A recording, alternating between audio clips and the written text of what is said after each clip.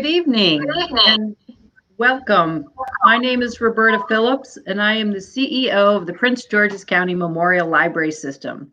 I'm honored to welcome you to the second edition of Voting, Democracy in Action, a program developed by the Prince George's County Human Relations Commission to educate voters about the history of the democratic elections in the United States and how to participate.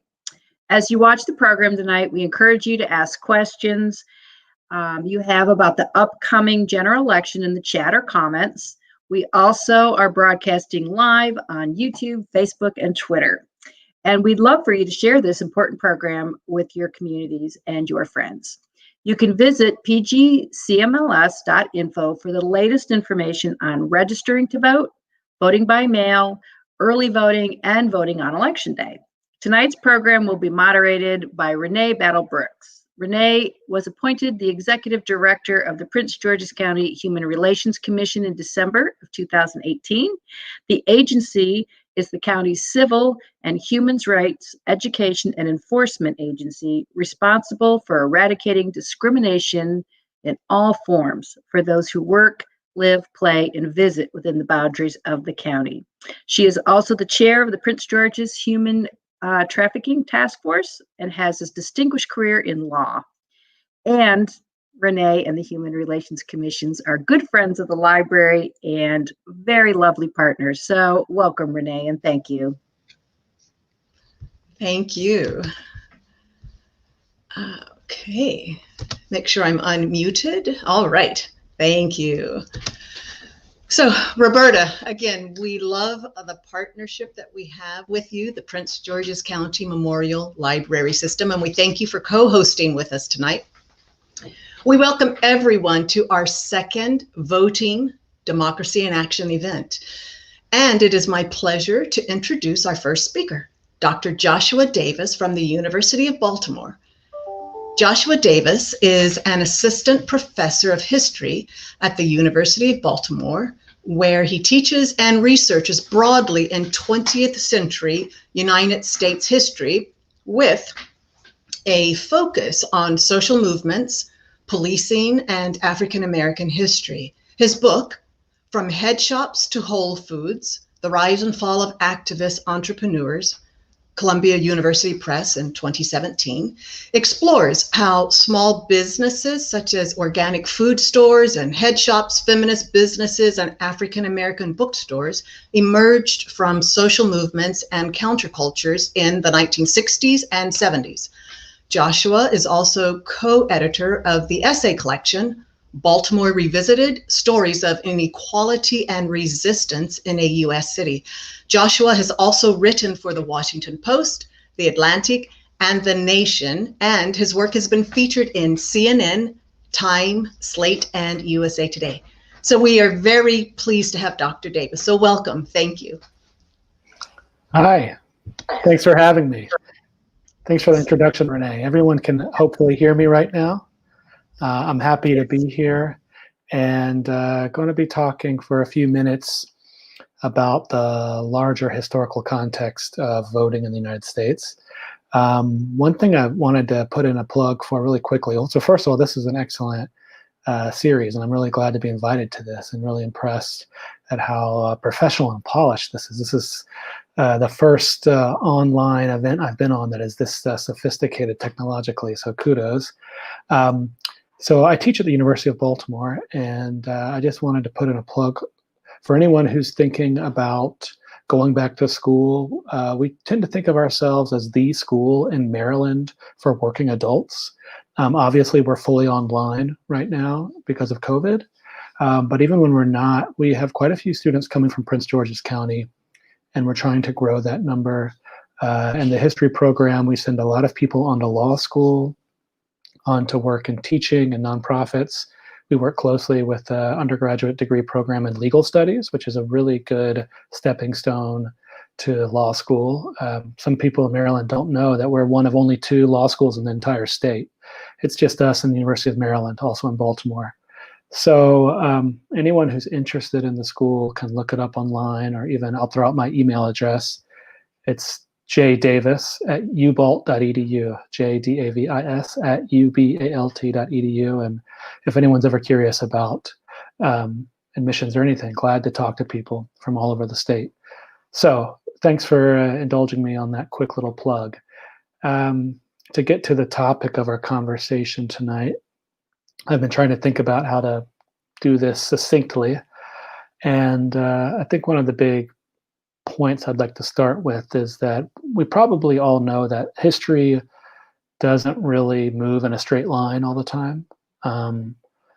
Most of history is a few steps forward, maybe a step back, maybe some diagonals.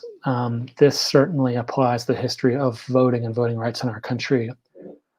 We have had a series of periods of progress, but we continue to face setbacks in terms of access to the polls. If we wanted to go all the way back, and this is going to be a quick run, but if we think back to the founding of the country, the so-called founding fathers initially only wanted white male property holders to be able to vote. We know, probably some of you, that by the time that Andrew Jackson became president in 1829, that they did away with the property requirement, but still, up until the Civil War, essentially voting in the United States was limited to white men. At the time, that would still make the United States one of the most democratic countries in the world in international comparison, in terms of opening it up to all white men, regardless of property ownership. But obviously, when we're looking back, that's not how it looks. But I do want to just kind of throw that context out. Now, after the Civil War, of course, Reconstruction began, reconstructing the nation, physically, culturally, politically. There's the series of three Reconstruction constitutional amendments, the 13th, 14th, and 15th, right? The 13th, abolishing slavery. The 14th essentially established equal citizenship, right? The equal protection clause, and the idea that anyone who is born within the borders of the United States is automatically a citizen, and that individuals could also be naturalized. Now, this is and was very radical. It still continues to be one of the most progressive parts of our Constitution, the 14th Amendment. This idea of universal citizenship, universal automatic citizenship for people who were born here, was unheard of then, and still today in international comparison, there are lots of countries that do not offer citizenship to just anyone who is born in that country. The 14th Amendment, I believe, was passed in 1868, and in 1870, the 15th Amendment. That's 150 years ago. That's an important anniversary. It's one of the many things that has been unfortunately overshadowed with, just this year of crisis we've had with coronavirus. Obviously, we have bigger fish to fry than historical anniversaries, but the 150th anniversary of the 15th Amendment was something we're kind of losing sight of. That was the constitutional amendment that prohibited voting discrimination based on race. I think the language is race, color, and I don't want to misspeak. It actually didn't create a right to vote. That's one of the kind of overlooked aspects of the Constitution. Unfortunately, we don't have a specific right to vote. What we have from the 15th Amendment is a right to not be discriminated, a right not to have the vote taken away based on race, for example. That's essentially what the 15th Amendment does. But those three amendments, the 13th, 14th, and 15th, the Reconstruction amendments, set the groundwork for a radical rethinking of who deserved to vote in the United States. Reconstruction, thankfully, in our country has been getting more attention in recent years. Under President Obama, for example, some new historic sites were opened to commemorate it. essentially Reconstruction meant now that all men in the United States, all citizens who were male, could vote. And that had a dramatic impact, as we know, because it meant now that Black men were being elected to office. The first U.S. Senator, Hiram Revels, was elected out of Mississippi. The South Carolina legislature had a Black majority. I think there was 20-something Black men elected to Congress. This was earth-shattering. And not surprisingly, there was a fierce white backlash in the South. Most of you probably know what happened next, but by the 1890s, Reconstruction had been beaten back. Jim Crow had been established, a series of laws of segregation and especially of disenfranchisement. The combination of violence and laws that meant that it became very, very difficult for Black people to vote in the former Confederacy. And let's remember, of course, those Reconstruction amendments did not give women the right to vote. This is kind of another topic, but it was one that people like Frederick Douglass and suffragists had big fights about, because the women who were part of the suffrage movement were also in many cases part of the abolition movement to end slavery before the Civil War. And that had been a really important coalition. Frederick Douglass was also at the 1848 Seneca Falls Convention, so he was also a feminist. He's forgotten for being a feminist and a suffragist. That ended up being a big fight in the Reconstruction era. Douglass thought it was more important for Black men to get the vote. Suffragists thought it was outrageous that he would not ask the same for women. So as we're moving in time, and this is kind of a whirlwind, the next big milestone that I'm sure many of you are aware of, but still has not gotten nearly as much attention that it would have without coronavirus, is that this is the 100th anniversary of the 19th Amendment. The 19th Amendment having been passed in 1920, giving women the right to vote. And if we're going to be careful about it, it really gave white women the right to vote, and it gave some smaller numbers of Black women the right to vote in the North. But again, because of the disenfranchisement of Jim Crow, even with the 19th Amendment, Black women were not going to be able to vote. Black men were not really voting, only in the tiniest numbers between the 1890s and say the 1940s. I'm coming from Baltimore.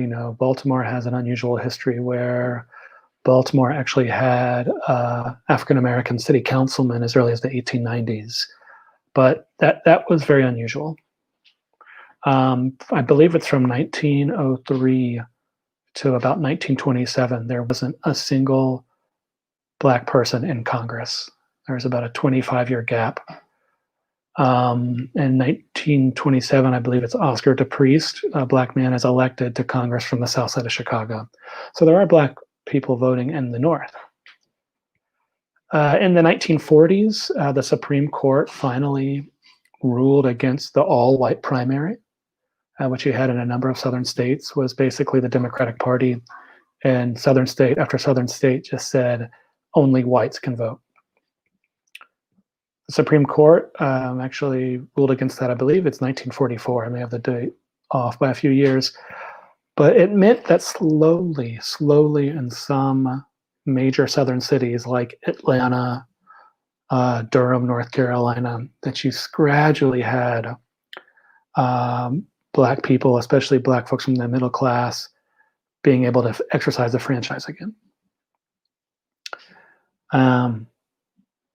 You probably know what comes next, right? And it's the civil rights movement that really didn't start as a movement around voting rights, right? As we know, the things that really kind of rocketed the civil rights movement to national attention was education, Brown v. Board, public transportation, the Montgomery bus boycott.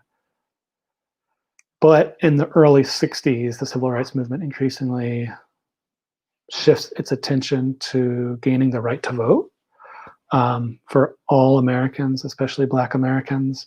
Civil rights activists who were involved in groups like SNCC, SNCC, the Student Nonviolent Coordinating Committee, they, at first, a lot of them didn't think that pushing for the vote might be as important as pushing for other things.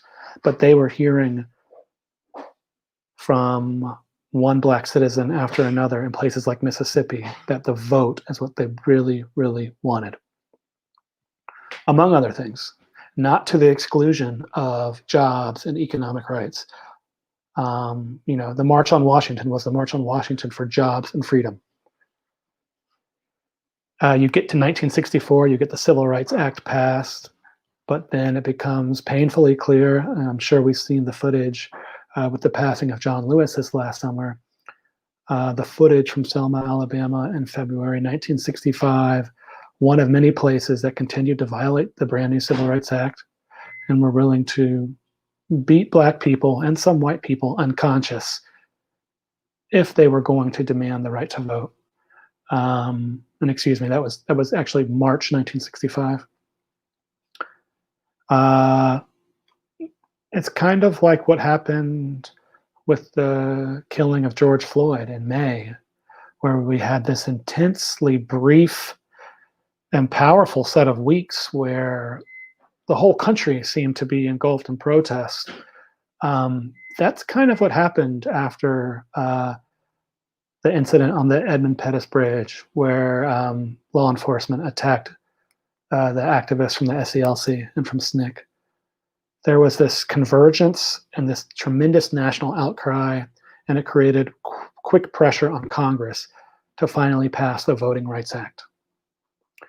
Okay, and I'm not exactly sure how much time I have. I think I have 5 minutes or less.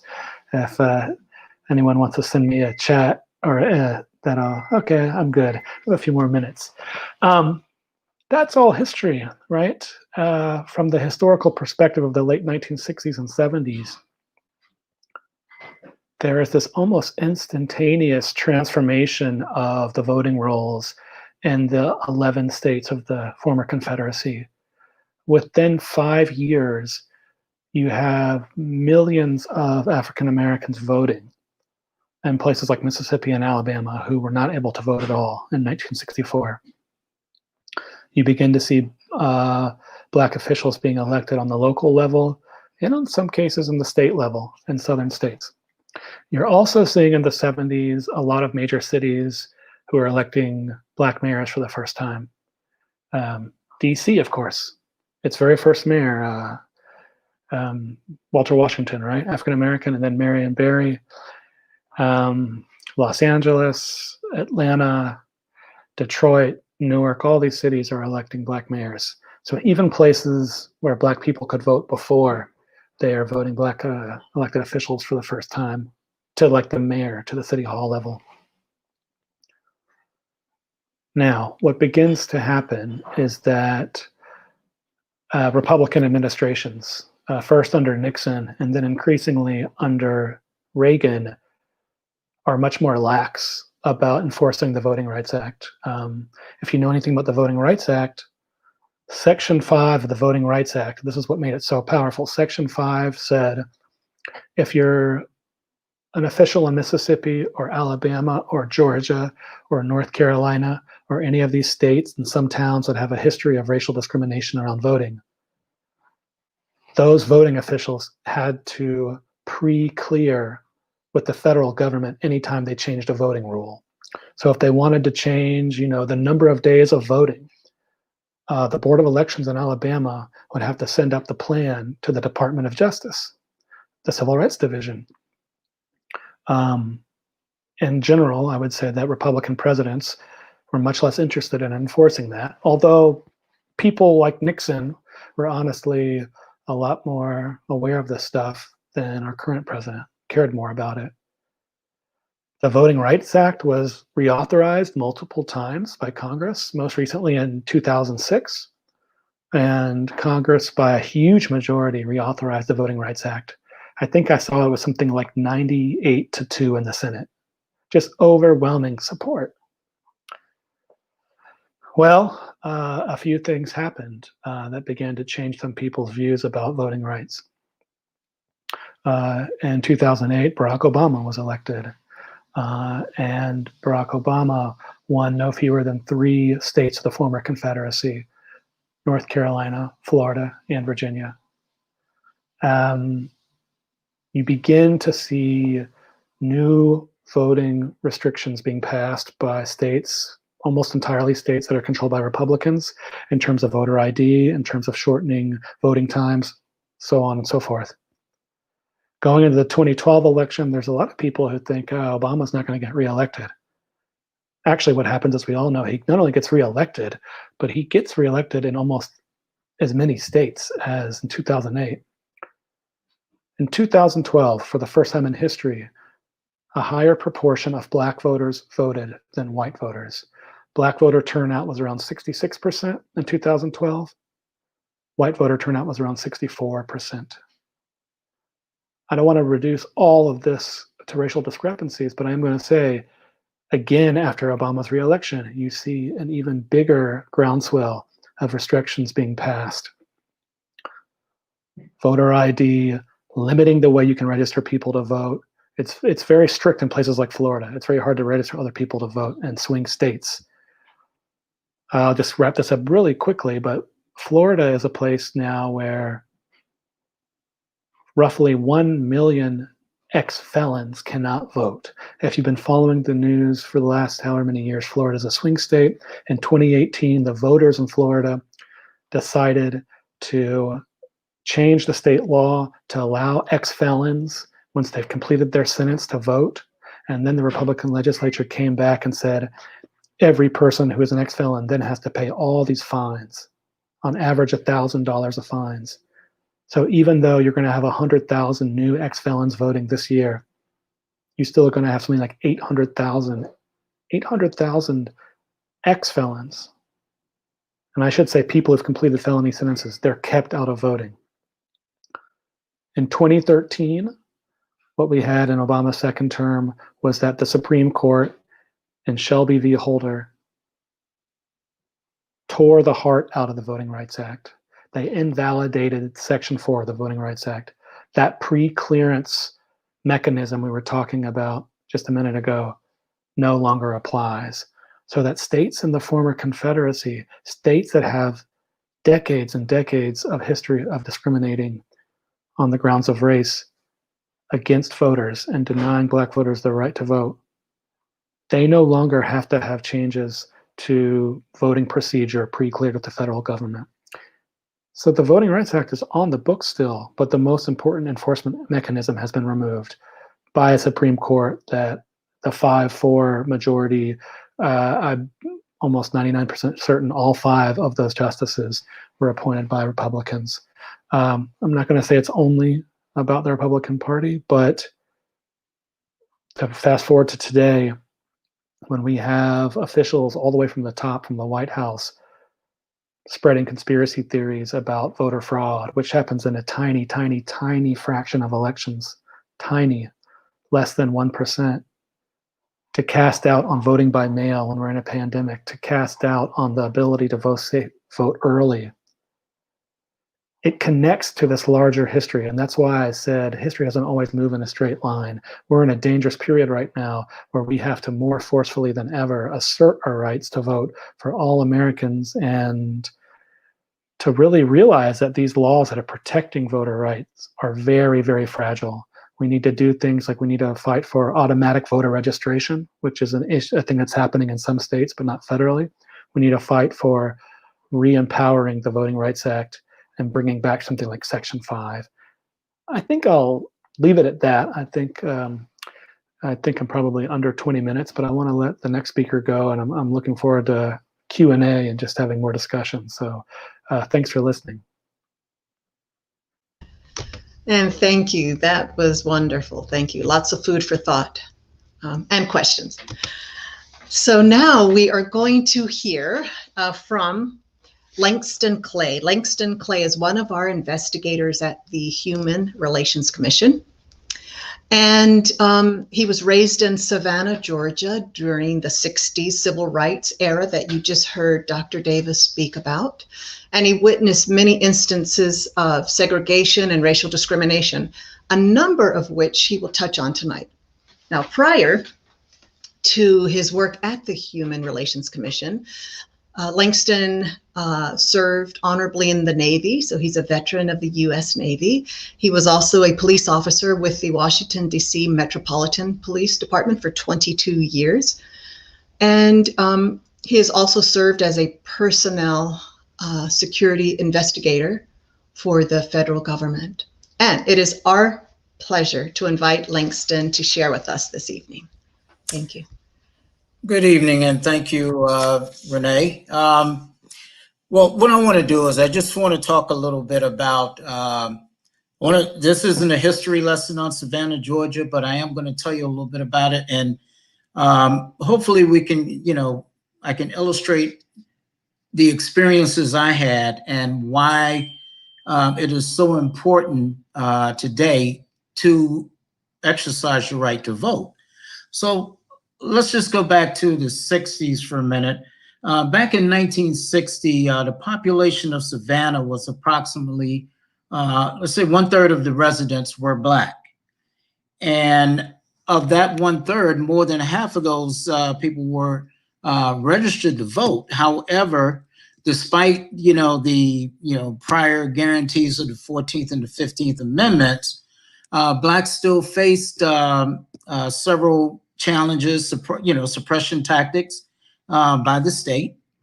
However, despite the suppression tactics and the pressure by the state for Blacks not to vote, Blacks pushed back. And in pushing back, what they did was they resorted to tactics such as, picket lines, sit-ins, even boycotts of businesses. And, whenever you affect someone's pocket, that kind of tends to get their attention. So one of the main incidents was back in March of '60 when there was a store, one of the main department stores in Savannah called Levy's Department Stores it was downtown on Broughton Street in Savannah, Georgia.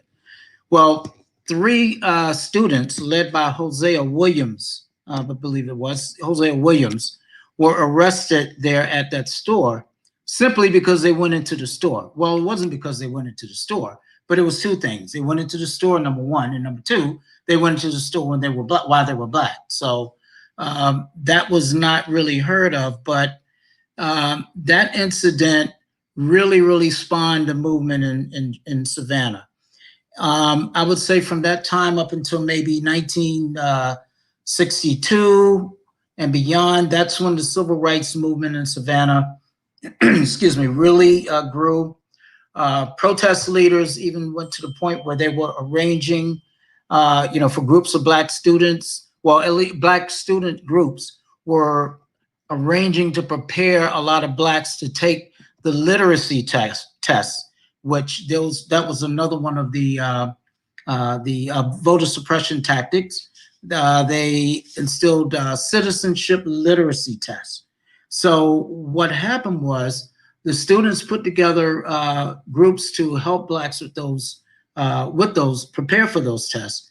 And not only, as a result of it, the entire suppression tactic backfired because it influenced more Blacks to become involved in and support the movement for racial equity. And not only did it start to attract, not only did it involve more Blacks, but it actually began to attract the attention of, a lot of white residents in Savannah who did not, agree with the things that the state was doing. But those are some of the tactics that they used. Now, to talk about I'm going to say starting at around about 1963. Well, of course, we all know that, Jim Crow was supposedly outlawed and everything was supposed to be equal. But I personally witnessed, Blacks being, mass arrests of Black people, and they were being put into police paddy wagons in downtown Savannah simply because they were sitting or attempted to sit at a lunch counter. They were attempting to go into certain stores, movie theaters, grocery stores, and other entities that were open and intended for public use. Blacks were prohibited from going into those places. And despite the fact that there was such an effort by the state, or by the city, I'm going to say, to stop Blacks from exercising their rights, or at least just being free to move, to live, despite the fact that there was that, that resistance from the state, there was a lot of pushback, and the pushback grew. I personally recall seeing at certain places, I saw water fountains that were white only and colored only. Yes, it was colored at that time, right? That was in water fountains and at bathrooms, even elevators in certain stores that you were allowed to go to. There was an elevator usually in the front, the glistening elevator, that was reserved for white customers or patrons, whereas the Blacks had to go around back and use the freight elevator. So these things happen. Doctors and dentists' office, there was a white waiting room and there was a Black waiting room. So as these things went on, my home-based education into the importance of voting started when I was around about 10 years old, when I used to, I was very close with my parents. And I specifically remember back in the gubernatorial race of, I think it was 1966. Of course, there were two candidates, one Republican, one Democrat. The Democratic candidate was Lester Maddox, and the Republican candidate was a gentleman by the name of Howard Bo Calloway. Howard Bo Calloway, the Republican, he was a segregationist, but he was somewhat of a passive segregationist. He accepted it, and looked the other way. Whereas on the other hand, Lester Maddox was an avowed, not just segregationist, but racist. Okay, so we give him the honor of both titles. Speaking of Lester Maddox, he owned a chain of fried chicken restaurants in the Atlanta area called Lester's Pick Rick Chicken. And it was a specific policy of his that no Blacks came into his store and no Blacks were served. When the federal government, the Supreme Court, finally decided, when the federal government came down on him about that, Lester Maddox chose to close his stores than to admit Blacks. But anyway, going back to that election, so you could see there was a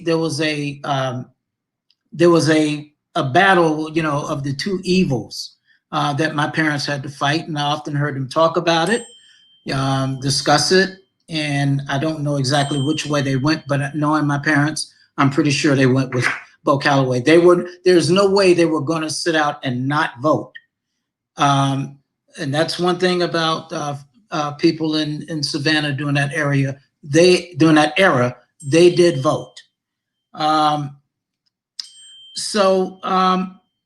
It just kind of brings me, to today. I don't want to take up too much time, but it just kind of, brings me to today that, we have to understand, number one, everyone should take voting as not just a right, but a responsibility. Okay. Martin Luther King once said in one of his speeches that the two most dangerous things on the planet are sincere ignorance and conscientious stupidity. Well, okay. So a person being sincerely ignorant, look, you just don't know. And ignorant is not necessarily a bad word, but the sincere ignorance is that you just don't know. On the other hand, the conscientious stupidity is the fact that you know and you still don't do it. You still don't do right. So it is important that we today, if you look back at some of the things I talked about in Savannah, Georgia, well, there's a whole comparison of Jim Crow versus James E. Crow Esquire. One had on coveralls, the other has on a three-piece suit.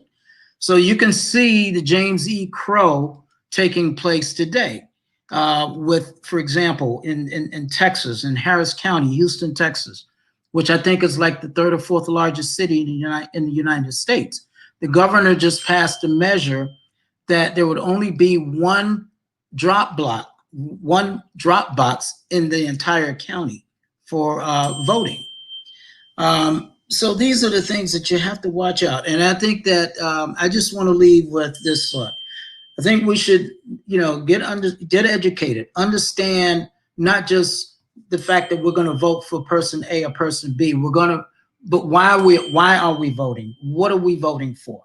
We're vote down ballot. Understand you have to vote down ballot because it's not just a matter of the president, a vice president, or a senator, but we have to start it at the local level because when it comes to things like the electoral college, those people are made up of people that we elect at the local level. I encourage you to encourage others to get out and vote. Remember, it's a continuous process. We need to stay involved. Mid-year elections are just as important as these main elections, like, for example, the presidential election. There will be another mid-year election in 2 years, and that's just as important. So I think everyone should make it a priority to stay involved in that process. So again, I know this has been short, but I just want to leave you with this one last thought. This is also framed by a famous civil rights activist. There's a difference between a moment and a movement is sacrifice. Now, I'm not suggesting that everybody should sacrifice themselves during this pandemic period, but sacrifice a little of your time and make sure that you vote and that you assist others in getting to the polls or getting registered. Thank you.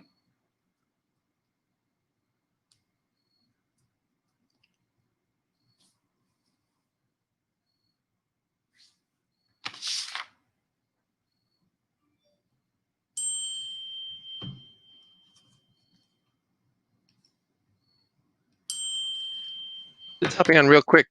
Ms. Renee, you are unfortunately muted. Just wanted to let you know. Sorry about that. Sorry about that. Thank you. So thank you, Langston. So let's review. We've heard the historical perspective from Dr. Davis. We've heard a personal perspective from Langston Clay. And now we want to get into the nuts and bolts or questions about voting now. So I am pleased to introduce Daneen Banks from the Board of Elections. She received her Juris Doctor degree from the George Washington University School of Law, and she received a Bachelor of Arts degree in Government and Politics from the University of Maryland, College Park. So she got the one first and then the other. For more than 8 years, Daneen worked as Legislative Council Policy Analyst for the Department of Legislative Services and was responsible for drafting legislation. During her tenure, Daneen served as committee counsel for the House Ways and Means Committee, specifically serving as counsel for the Election Law Subcommittee, Education Committee, and Committee on Children, Youth, and Families. As a Prince Georgian, Daneen welcomed the opportunity to join the Prince George's County Board of Elections as the Deputy Administrator. She has served in this capacity since June 2018. We will now hear from Daneen. Thank you. Good evening, everyone. I just wanted to take this opportunity to give you some information to prepare for the upcoming November 3rd, 2020 general election. The first piece of information that I would like to provide is in reference to voter registration. The previous two speakers spoke about elections and how important they are, how Jim Crow affected the South. And at this point, if you're not registered to vote, now is your opportunity. You must be registered to vote by October 13th. That's next Tuesday, 5 p.m. deadline, October the 13th.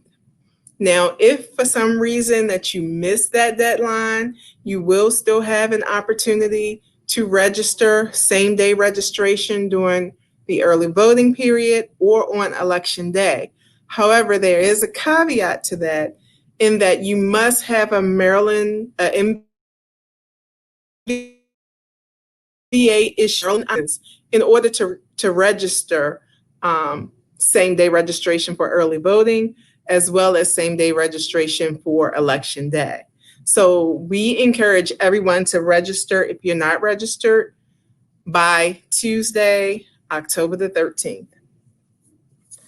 By now, for those of you who are registered to vote, you should have received your vote by mail ballot application.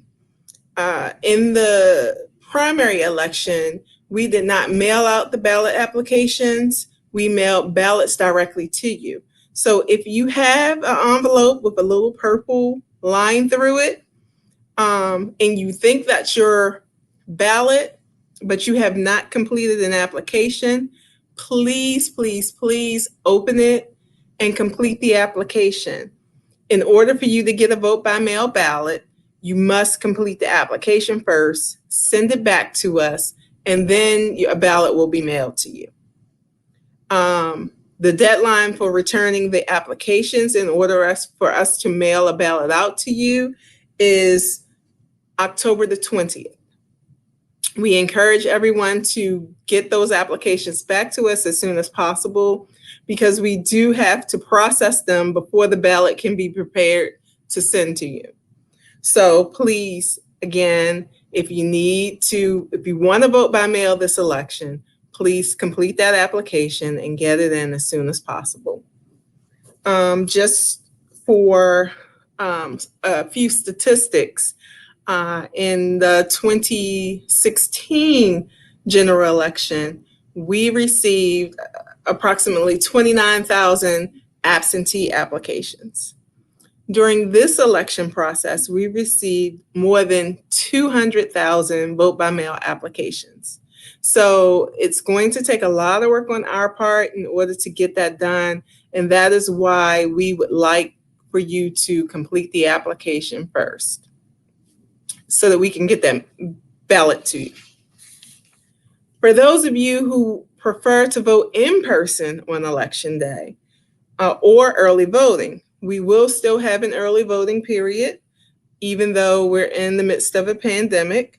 The early voting period will be from October the 26th through November 2nd. The sites will be open. There are 11 early voting sites. They will be open from 7 a.m. until 8 p.m.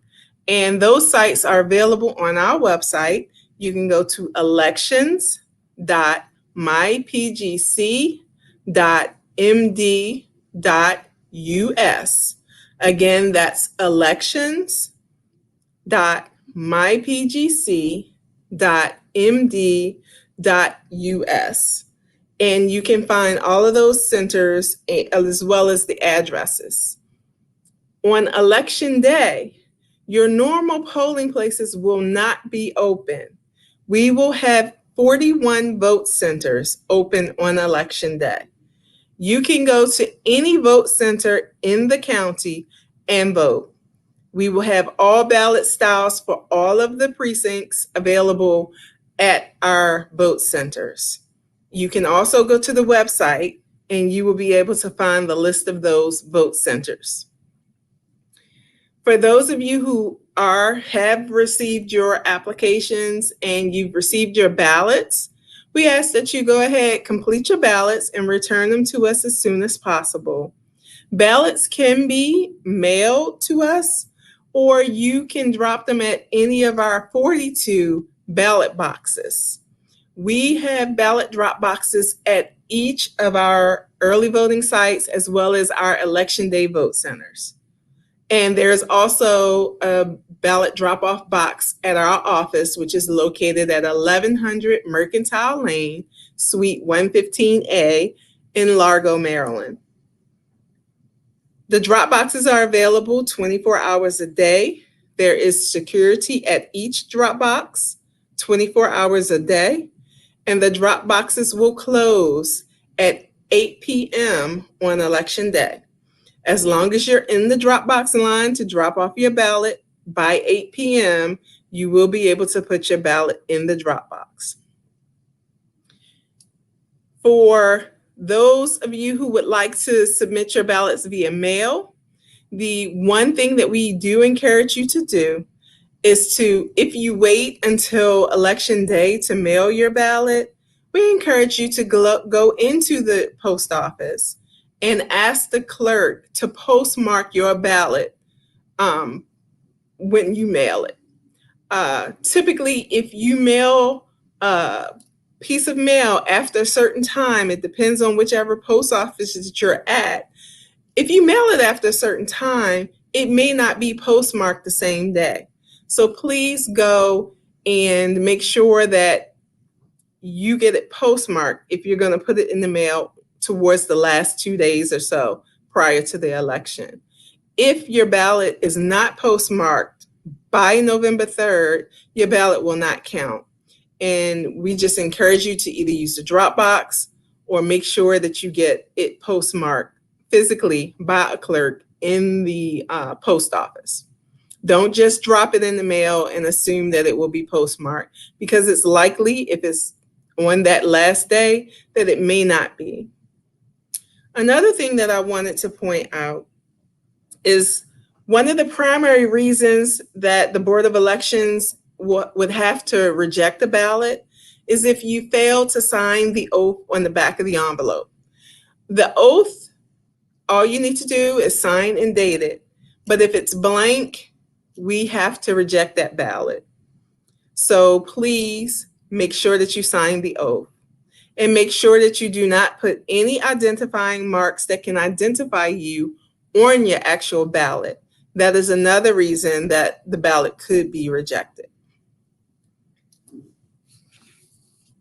Now, we currently have our drop boxes out in the field. There are 22 drop boxes available that you can place your ballots in or your applications in. We have pickups several times a day from Board of Election staff, and of course, they come right back here to our office where we process them. There will be 20 additional pickup boxes that will be delivered between October the 15th and 17th.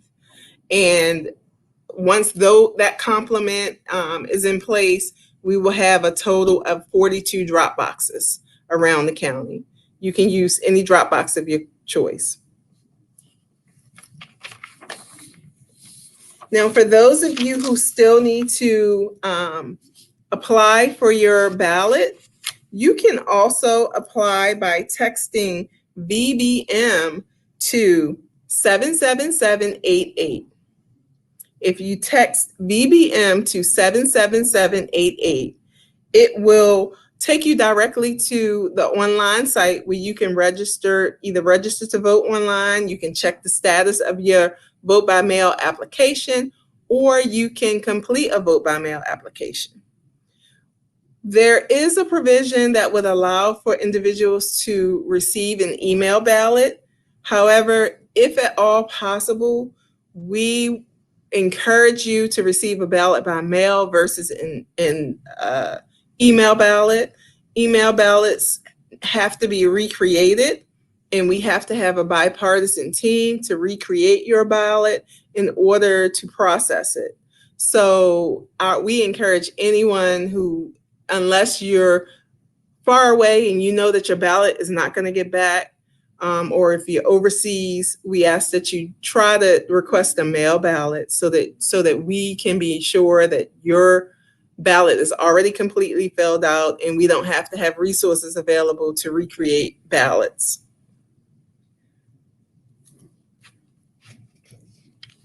So that is pretty much all of the information that I have. I do want to encourage anyone who is planning to go and vote in person. Typically or historically, Prince Georgians do not vote on Saturdays and Sundays. So if you do intend to go and vote early voting, Saturday and Sunday may be a good day to do that. Additionally, if you want to wait until Election Day to vote, you should try to vote between the hours of 10 a.m. and 2 p.m. Typically, the polls are not busy at that time. We will require everyone who comes to the poll due to the COVID-19 pandemic to wear a face mask. We will have hand sanitizer available. Our judges will have face mask and hand sanitizer that they can use all day as well. They will be wiping down our equipment between uses, and all of the items such as ink pens and privacy sleeves for your ballot will be single use. So those are some of the protocols that we have put in place to ensure that we keep everyone safe. So I hope this information is helpful, and I'm willing to answer any questions, and I thank you all for listening. Thank you, Daneen. So we have time for a couple of quick questions. So let's start with Dr. Davis. So you gave a really good historical perspective and really explaining how it's not a straight line, history isn't, and it can go backwards or zigzag. But reflecting on that, what parallels in history, so it's sort of two-part, do you see today as in history? And second part is, what is the number one compelling reason you would give, say, someone who is age 18 to 25 to vote?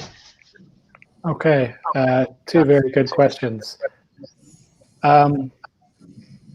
It's kind of sad, but a big historical parallel that I think is appropriate right now is that I described Reconstruction, and I described how Reconstruction meant that millions of Black men were able to vote for the first time in our country and elect a number of Black officials to major offices, including the U.S. Senate. That period lasted effectively for, let's say, 10, maybe 15 years. Then massive backlash. I don't think what we're experiencing now is on that level, but I think there are disturbing echoes, those statistics I mentioned, the first election in history where a higher proportion of African Americans voted than white Americans. Just the laws concerning people who have completed felony sentences. Florida has the worst, but even in our own state, the laws have gotten a lot better. It's only in the last few years that it's been relatively easy for people who have completed felony sentences to serve. And those kind of laws have their roots in the 1880s, 90s, 1900s as a backlash to Reconstruction. So that's still happening. That whole law in Florida where they disenfranchised 1 million ex-felons, that law is from Reconstruction. So it's almost not even like a parallel. It's like they're, in some cases, direct connections. We're beginning to open our eyes to how this has to be undone. For young people, I would just say,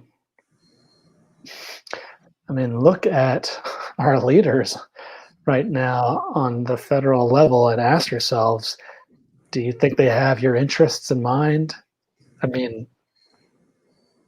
Something like climate change, gun control, all these things that are like the battles that people over 60 and 70 are basically going to give to young people. Young people now are going to have to deal with this stuff, and a lot of older people in our country haven't done a good job of passing it on to the next generation. So, right now, voters are disproportionately old in our country. I have nothing against older people, but if young people voted at the levels that old people voted at, we'd have different leaders. It's just statistically proven. We would have different leaders if under 30 voted the same as over 60. So that's what I would say. That's really good. Actually, it gives a lot of perspective when you say that in terms of the percentage of those voting. I do remember when I first finished law school at the University of Baltimore.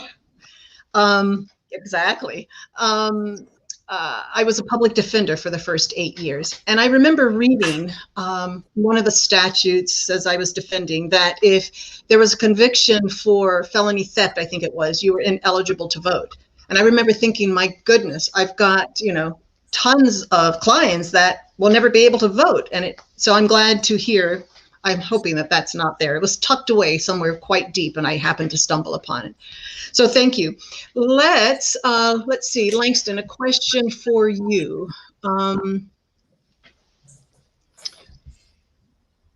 Let's see if I can find it. Here we go. In response to this, I'm going to read it verbatim. In response to Langston's comment that voting is not just a right, but a responsibility, the question is, how do we get people to understand this? Well, my response to that would be somewhat piggybacking off of Dr. Davis there. I think one of the primary things we have to do is we have to let people see realistically what is going on around you right now. The efforts that are being made to keep you from voting. If our vote was not important, then why are people trying so hard to keep us from doing it? So I think if you let people, sometimes we just have to stop and talk to people and help them understand that, listen, your vote today will impact what happens in your life from this point on. For example, if we look at the situation with the Supreme Court right now, that is going to affect a lot of people for a lot of years to come, right? And again, this is why I tried to stress the fact that the local elections are just as important. Voting down ballot, it's very important. So I think the most realistic thing is that if we can get people to understand not just the impact of their vote, but the impact of their not voting. If you don't vote, you're voting against yourself. It's good. All right, and a question for Daneen. Let's see. Daneen, it says, I received my mail-in ballot already. Can I change my mind and do early voting or election day voting instead? Okay, if you've already applied for or received the mail-in ballot, vote that ballot. If you do decide that you want to go and vote on election day, because you're already marked as having received the ballot, you will be required to vote a provisional ballot. So what you will need to do is vote the ballot that you received. Again, if you don't, then your ballot for sure won't be counted until after election day. It will be counted, but we have to make sure we did not receive the mail ballot back before we can count it. So a piggyback to that, Daneen, is what if you put in for a mail-in ballot and you never received it? If you put in for a mail-in ballot and do not receive it, immediately contact our office. We can prepare ballots on site, and we're trying to establish a 24-hour turnaround so that you can come and physically pick a ballot up from us. Again, if you didn't receive it, then I do suggest, and you don't come in and get a ballot from us, I do suggest that you go ahead and vote the provisional ballot, because we will know that you didn't receive the ballot and it will still count. Excellent. All right. Another question.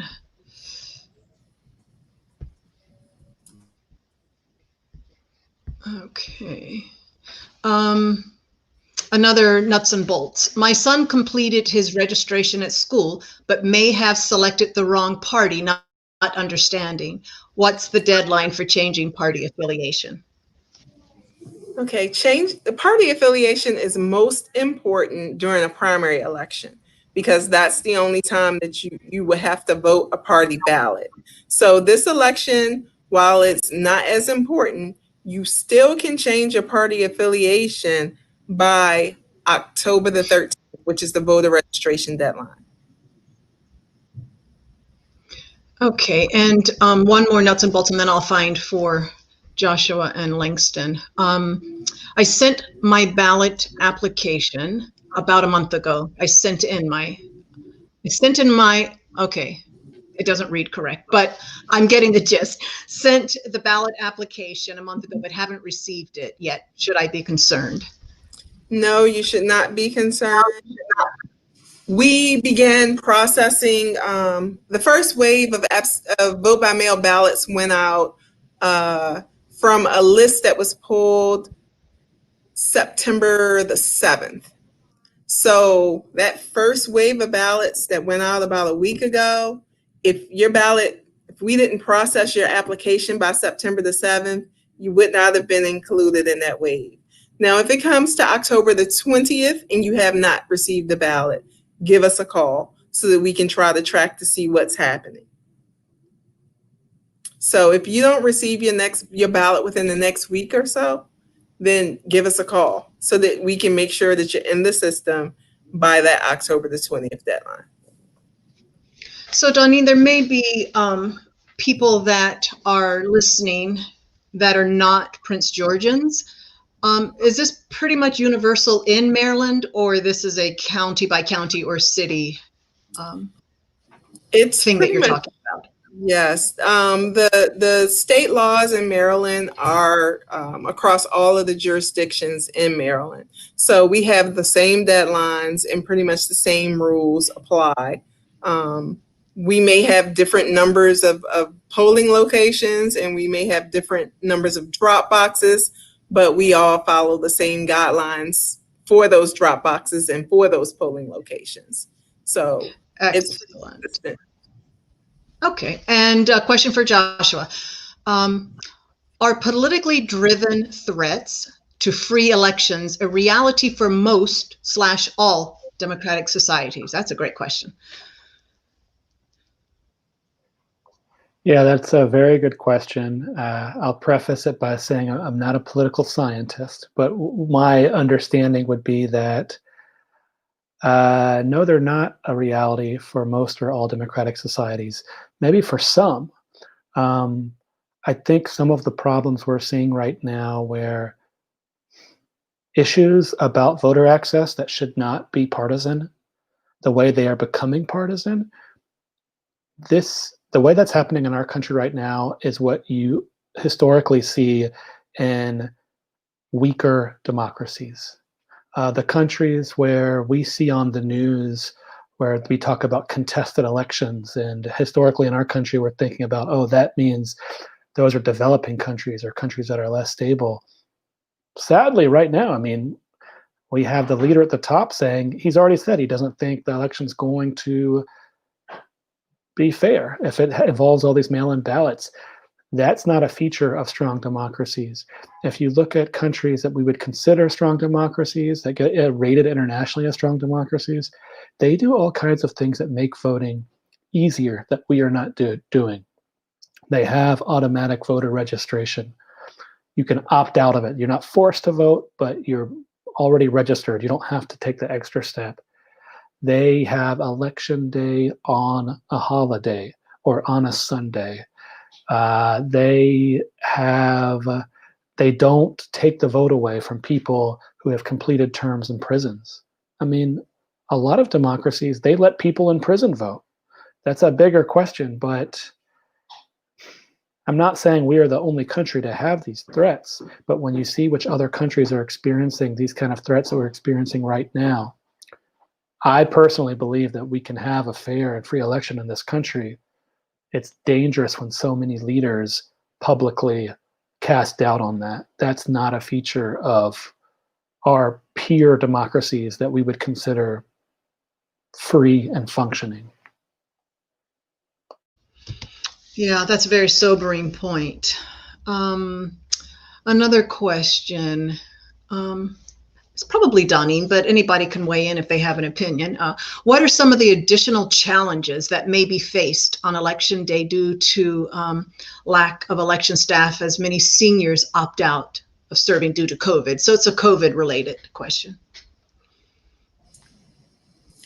Okay, so we were fortunate enough here in Prince George's County to actually have young people step up under the age of, I'm going to say under the age of 50, because most of our poll workers were 60 and above. So those individuals have stepped up and have volunteered to serve as election judges. While we don't have nearly as many election judges as we have had in the past due to people opting out because of concerns, health concerns, and being in that vulnerable age group, we still will have sufficient judges to manage the 41 locations that we will have open on election day. Excellent. I think we have time for one more question and then we're going to close. Thank everyone for staying past 7 o'clock. So Langston, this is actually one for you, putting on your old law enforcement hat. How does local law enforcement support elections?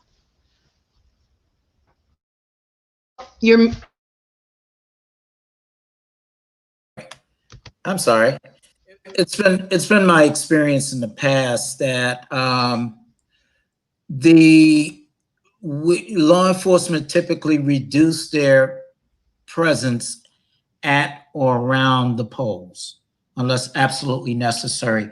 And that's the way it was in Washington, D.C., where I worked. And the reason being is that we did not want to project that image of, intimidation in any way. So other than, peripheral issues like maybe traffic control, there generally was not a heavy presence at the polls when it came to voting. Excellent, excellent. If I can add something, Renee. Please. This year is probably the exception to the rule in that we do have officers at the drop boxes to provide 24-hour security. And all of our drop boxes are at polling places. So there will be some presence on election day, in addition to the traffic control issues that Langston brought up. But I don't want anyone to be disturbed when they see this, but we have to, in this environment, ensure that everyone's vote that's dropped off at the drop box is safe. So we will have, you will see law enforcement at those locations. Wonderful. So everybody got to answer a question. The question was asked, is that just in Prince George's County, or do you know if that's statewide, the police protection of ballot boxes? We're doing it in Prince George's County. There are some other counties who's doing it as well. And then there are some counties who are providing surveillance by video cameras. We have video cameras and in-person officers. That's wonderful. Yeah.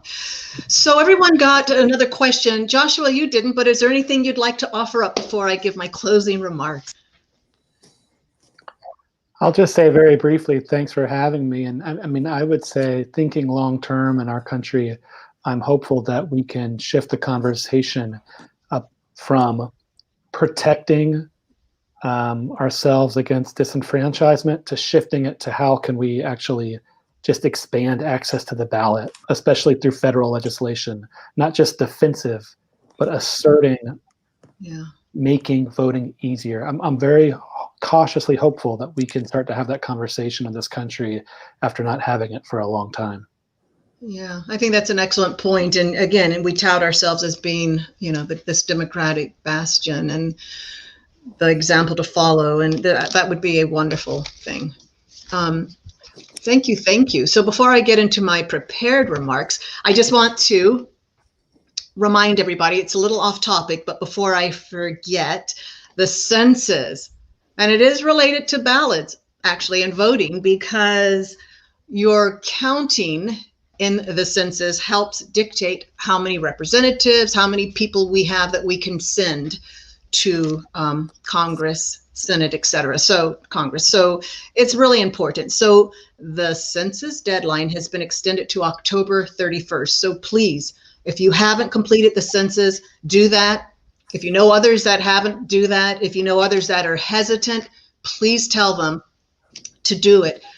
This is not a way to find out personal information or immigration status or any of those things. This is a way to help Prince George's for the next 10 years, because how we vote in the census, how we are counted, I should say, how we are counted in the census also dictates the allocation of funding that comes our way. So it's super, super important. So I want to thank everyone for tuning in this evening. If you have questions about the election process, please reach out to the Prince George's County Board of Elections. You can find them on the internet at, this was written in English.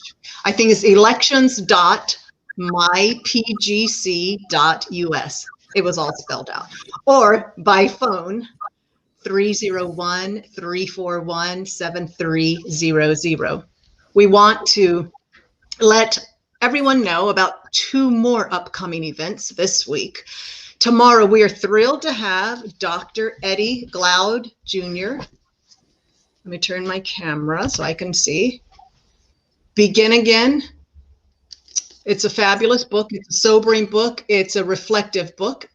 And it's James Baldwin's America, and it's urgent lessons for our own. So we are going to have him in conversation tomorrow. So please, please tune back in tomorrow for that, as it is very timely on everything that we have been talking about. That begins at 7 tomorrow. And there will be a link in the chat box for everyone to find that if you're interested. You can also look at the Prince George's County Memorial Library System's virtual events calendar for more information. And then on Thursday, we welcome Carter Sickles in discussion about his searing book, The Prettiest Star. It's a novel, and it's in celebration of LGBTQ+ History Month, which is this month. And again, look for the links for that chat box in the chat box and on the library's calendar. Once again, we thank you for coming. We thank Roberta Phillips and our partnership with the Prince George's County Memorial Library System. We love this partnership. We thank Dr. Davis, Mr. Clay, and Ms. Banks for spending time with us this evening, and for everyone here. And I will have one more thing to say, and that is please, please, if you haven't registered to vote, please register. If you know people that haven't registered to vote, please encourage them to register. It doesn't matter who you vote for. It matters that you vote. And to use Langston's example, remember about his parents, there were 2 candidates that were not savory, but you have to exercise your vote.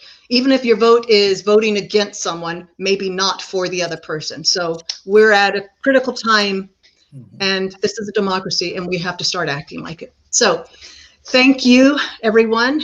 And that's it until we see you tomorrow night, we hope. Bye. Thanks. All right.